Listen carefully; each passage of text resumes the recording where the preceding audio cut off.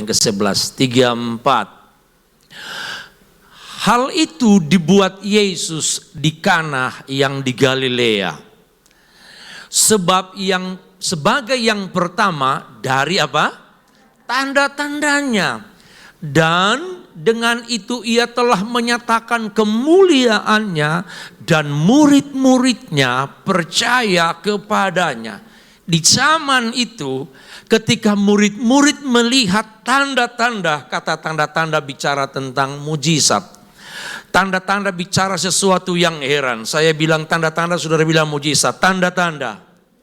Tanda-tanda. Tanda-tanda. Ketika Yesus lakukan tanda-tanda mujizat itu, maka murid-murid dikatakan percaya. Kalau murid-murid nanti melihat tanda-tanda dan mujizat yang Yesus lakukan. Hari ini tanpa engkau melihat mujizat yang dia lakukan, tapi engkau sudah harus terima dengan iman bahwa dia mampu melakukan mujizat dalam hidup saudara. Jangan kita punya iman seperti Thomas. Ketika Thomas berkata, kalau bisa aku lihat dulu, aku mencucukkan tanganku yang bekas paku yang ada di tangannya. Lalu Thomas bilang, baru aku mau percaya. Tidak. Hari ini saudara tidak melihat Yesus. Hari ini saudara tidak melihat Bapa. Hari ini saudara tidak melihat Roh Kudus. Tetapi saya tahu Roh Kudus sedang engkau rasakan saat ini.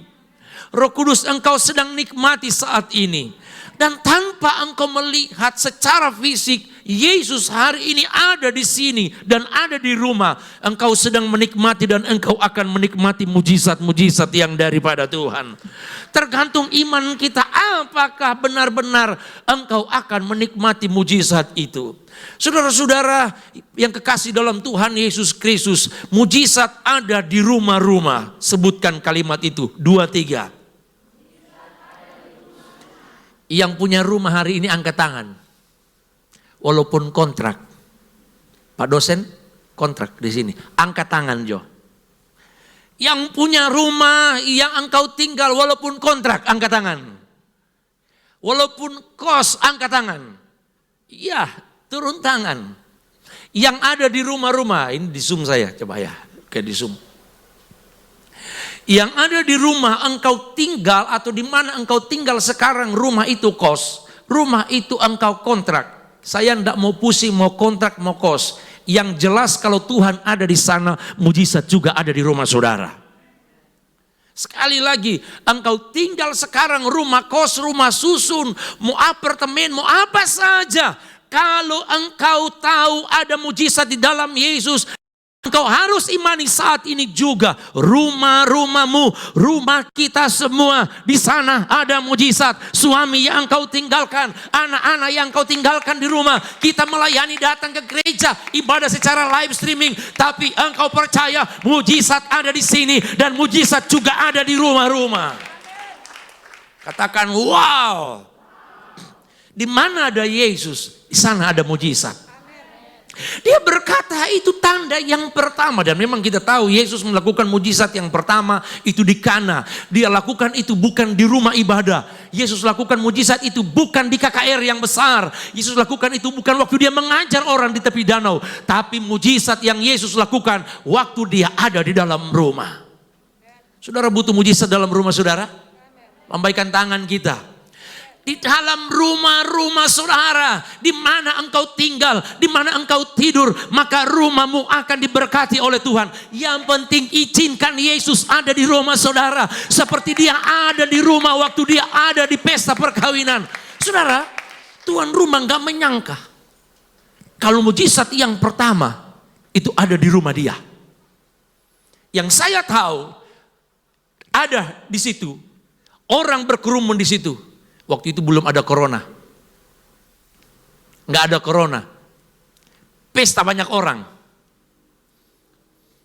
Tuan pesta tahu bahwa mereka akan menikmati dan mereka tidak pernah berpikir mujizat pertama ada di rumah itu. Mungkin kita berpikir begini, wah kita tidak pernah menyangka apa yang kita buat, apa yang kita lakukan. Terkadang Tuhan akan melakukan mujizat di apa yang kita lakukan yang tidak pernah engkau pikir. Tetapi inilah Tuhan kita. camkan baik-baik, di mana ada Yesus, di sana ada mujizat. Pas di rumah pesta itu. Dengar baik-baik, saya mau cepat. Mujizat yang dia lakukan merubah air menjadi anggur. Mujizat yang pertama Yesus lakukan merubah air menjadi. Saya mau tanya, apakah mujizat itu terjadi air menjadi anggur? Apakah air, lihat ke saya begini. Oh, tolong saya aqua. Saya lupa bawa. Nggak usah pakai sedotan. Saya cuma mau kasih contoh.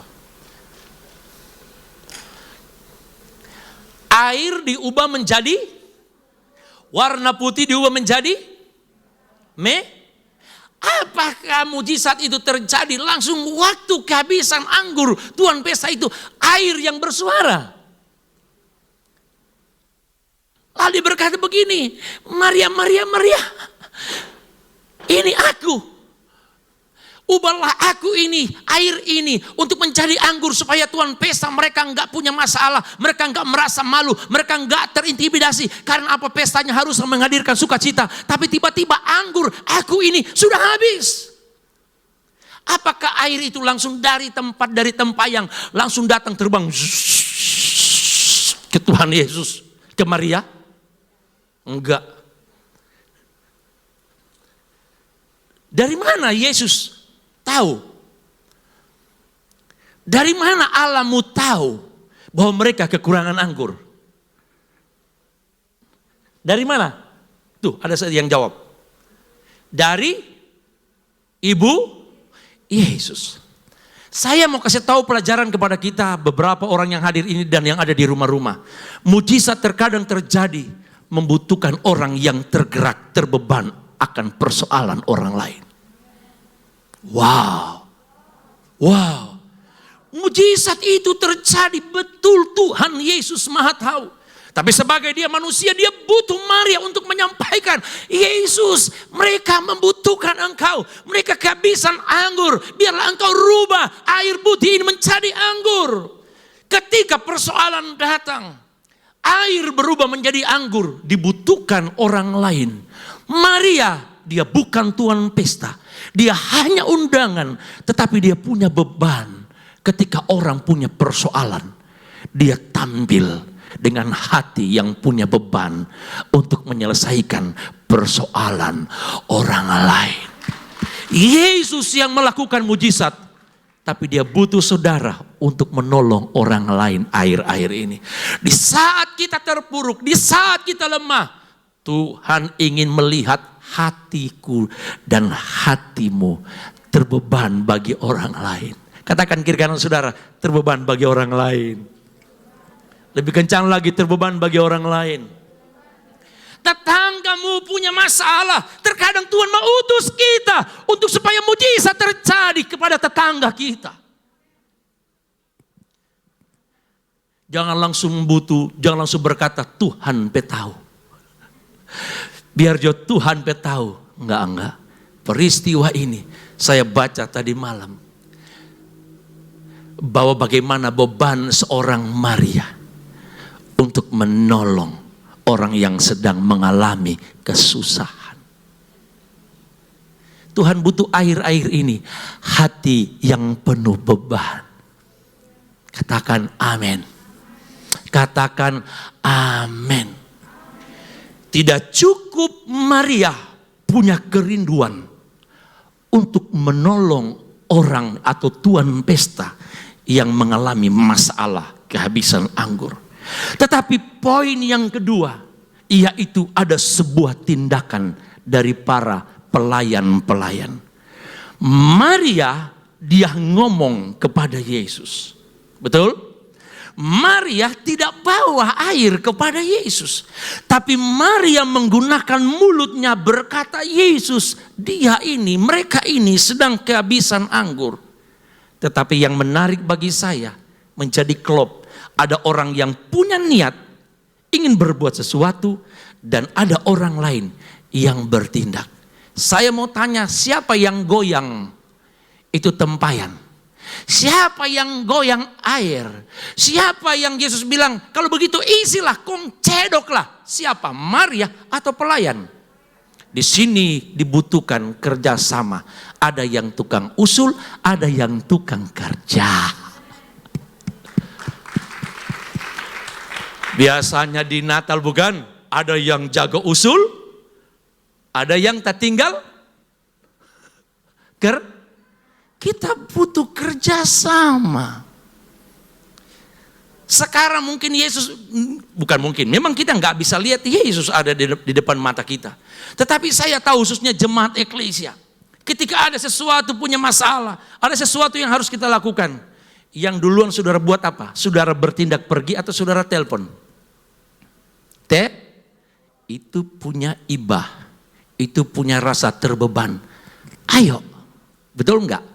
Sesudah kita ngomong satu dengan yang lain, kita janjian ketemu di mana? Kita mau berangkat pakai apa? Lalu kita sama-sama bertindak. Orang lain dalam kesusahan merasa terberkati. Karena apa? Ada anak-anak Tuhan sesama merasakan kesusahan, sesama merasakan ketika dia diberkati, aku pun bersuka cita. Ketika dia merasa sedih, aku pun merasa sedih. Karena kita sama-sama anak Tuhan, sepenanggung di dalam Tuhan. Mujizat yang pertama yang Yesus buat di dalam Injil Yohanes ini. Mari kita perlahan-lahan baca mulai dari ayat yang pertama. Jadi mujizat akan terjadi di mana Yesus ada. Dan mujizat tidak langsung terjadi, tetapi dibutuhkan ada orang-orang yang punya hati terbeban untuk menolong orang lain.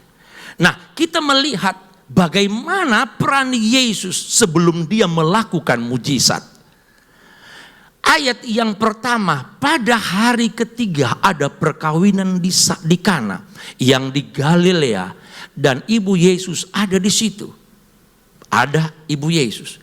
Yang kedua, Yesus dan murid-murid diundang ke sana. Sebelum Yesus melakukan mujizat dalam hidup kita, sebelum engkau merasakan awan kemuliaan Tuhan mengubah hidup kita, sebelum Yesus akan membuka jalan bagi jalan yang tertutup, sebelum Yesus mengangkat bagi mereka yang terjatuh, izinkan dulu dan engkau harus undang dia ada di rumah kita. Katakan amin. Kita nggak bisa paksa. Kita nggak bisa marah kepada Yesus. Tetapi kita harus undang dia terlebih dahulu. Engkau ada di rumahku. Supaya ketika aku membutuhkan engkau, tanpa aku berteriak seperti pendeta khotbah sedang berteriak ini, engkau ngomong saja, Yesus aku butuh engkau. Dia dengar karena dia ada di dalam rumah saudara. Engkau mau ke dapur, Yesus ada di sana. Engkau mau ke halaman depan, Yesus ada di sana. Engkau di ruang tamu, Yesus ada di situ. Engkau beristirahat, Yesus pun ada di situ. Itulah sebabnya sebelum mujizat engkau rindukan, sebelum mujizat engkau butuhkan, sebelum mujizat engkau rasakan, undang Yesus ada di rumah-rumah, di rumah saudara yang ada di sini, yang ada di rumah-rumah. Undang Yesus supaya dia mau melakukan apa yang kita butuhkan. Mari masuk. Katakan amin. Mari masuk.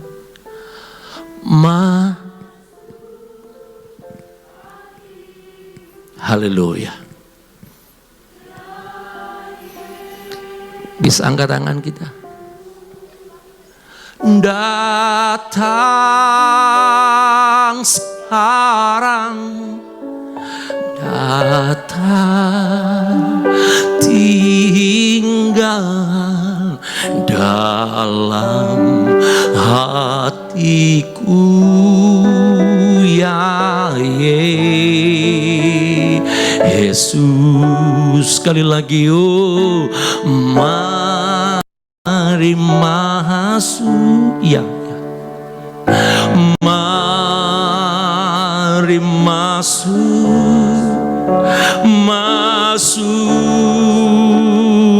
hatiku, ya Yesus, datang sekarang, datang tinggal dalam hatiku, ya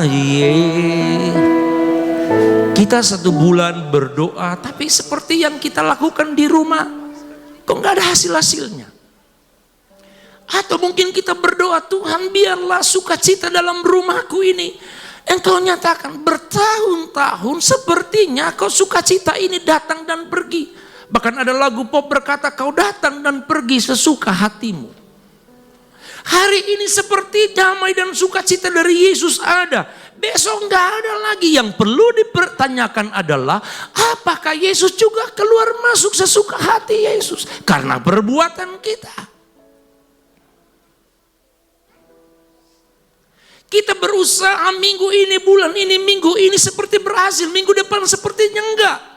Saya mau katakan di awal pendahuluan tadi bahwa di mana ada mujizat di situ ada pertolongan. Maaf, di mana ada Yesus di situ ada pertolongan. Katakan amin. Tetapi kenapa kita seperti merasa berkat Senin Kamis, sukacita Senin Kamis? Kenapa seperti itu? Menjadi pertanyaan. Jangan terlalu banyak kita tuntut Tuhan akhir-akhir ini. Tapi yang pertama adalah tugas kita, datangkan Dia dalam rumah kita dan biarlah Dia tinggal selama-lamanya dalam kehidupan kita. Saya singgung 3-4 minggu lalu. Yesus lakukan mujizat menyelamatkan seisi rumah Sakeus waktu dia masih di luar. Apakah Yesus menyelamatkan seisi rumah Sakeus waktu dia masih ada di jalan? Lalu dia berkata Sakeus turun? Enggak. Seisi rumah Sakeus diselamatkan. Itu ketika Yesus sudah ada di dalam rumah. Wow. Maria mendapatkan mujizat perkataan daripada malaikat yang Bapa suruh, yang Allah suruh, berikan, biarlah, sampaikan kepada manusia, sampaikan kepada Maria bahwa dia akan mengandung. Itu bukan di hotel Bapak Ibu. Berita sukacita itu bukan di hotel. Yang pertama Maria dengar dan Yusuf dengar. Waktu Yusuf sedang di rumah waktu tidur. Waktu Maria sedang dalam rumah, jelas sekali Alkitab berkata, malaikat masuk ke rumah Maria dan berkata salam. Berita sukacita bagi dunia itu dimulai dari dalam rumah. Anak-anak Tuhan eklesia, kalau engkau selalu undang Yesus dan jadikan Dia tuan rumah dalam hidup kita, wah, saudara sudah diberkati, akan lebih diberkati Tuhan lagi. Saudara sudah ditolong, akan lebih ditolong oleh Tuhan lagi. Setengah menit beri tepuk tangan untuk Tuhan. Waktu engkau sedang tepuk tangan, Dia sedang bangga melihat. Inilah orang-orang yang mengundang aku. Jangan biarkan dia terlalu lama mengetuk pintu hati saudara. Tetapi harus dengan iman engkau sudah melihat Dia ada di ruangan ini. Bahkan Dia sekarang sedang masuk di dalam hatiku. Terima kasih. Yesus ada di situ. Dan murid-murid ada bersama dengan Yesus. Ayat selanjutnya. Ketika mereka kekurangan anggur, Ibu Yesus berkata kepadanya, mereka kehabisan anggur. Kata Yesus kepadanya, mau apakah engkau daripadaku ibu? Saatku belum tiba. Tetapi Ibu Yesus berkata kepada pelayan, apa yang dikatakan kepadamu, perbuatlah itu. Di situ ada 6 tempayan yang disediakan untuk pembasuhan menurut adat orang Yahudi. Masing-masing isinya 2-3 buyung. Perhatikan ayat 7. Yesus berkata kepada pelayan-pelayan itu, isilah tempayan-tempayan itu penuh dengan air, dan mereka pun mengisinya sampai penuh. 8. Lalu kata Yesus kepada mereka, sekarang cedoklah dan bawalah kepada pemimpin pesta.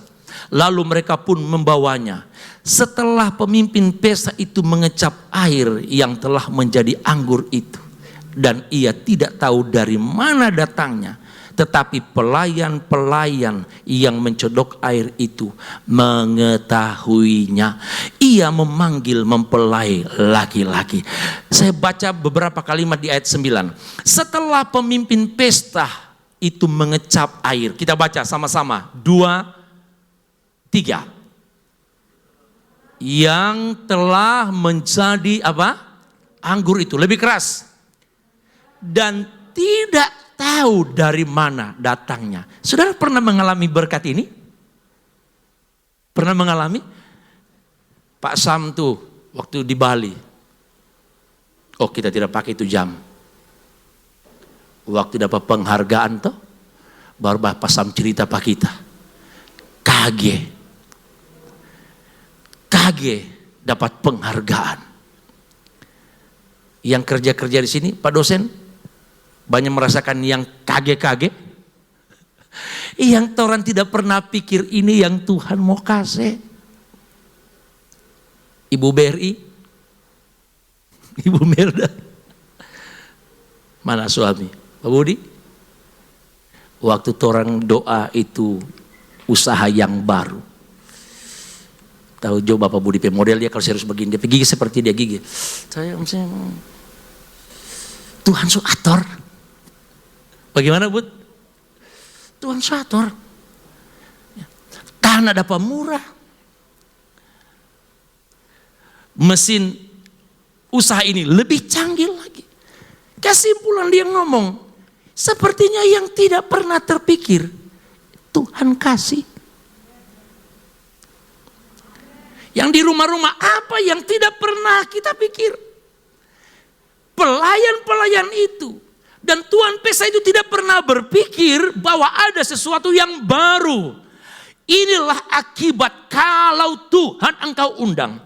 Tuhan jadikan dia sebagai tuan rumah. Dan dia mau melakukan, kita berdoa minta dia sanggup lakukan sampai set. Karena apa? Dia lebih tahu apa yang kita butuhkan. Kita tidak tahu datangnya berkat ini dari mana. Betul Bapak Ibu? Kita enggak tahu pemulihan yang Tuhan akan kasih. Kita enggak tahu apa caranya Tuhan akan berbuat sesuatu kepada kita. Yang jelas izinkan saja dia tinggal dalam diri kita. Muka-muka yang diberkati tos kiri kanan. Apa yang saya bilang, apa yang tidak pernah dipikirkan. Apa yang tidak pernah kita doakan mungkin. Apa yang tidak pernah timbul dalam hati. Bapa sedang sediakan kepada kita. Kalau mau beli anggur, lama. Mau piba jalang, lama. Menarik bagi saya, sumber mujizat itulah Yesus. Apa dia pakai? Orang anggap ini air biasa. Orang anggap ini biasa tanpa cuci kaki. Nyanda jaga tapake. Kalau Tuhan lihat ini untuk jadi berkat bagi kita. Apa yang saudara anggap biasa menjadi luar biasa. Engkau anggap ini tidak akan mendatangkan sesuatu dalam hidupku. Tapi ketika Tuhan akan ubah itu menjadi sesuatu yang istimewa. Mudah sekali. Mujizat itu mudah sekali. Undang saja dia dalam diri kita. Mari kita bangkit berdiri semua. Haleluya. Mari masuk. Mari masuk. Mari masuk. Mari masuk.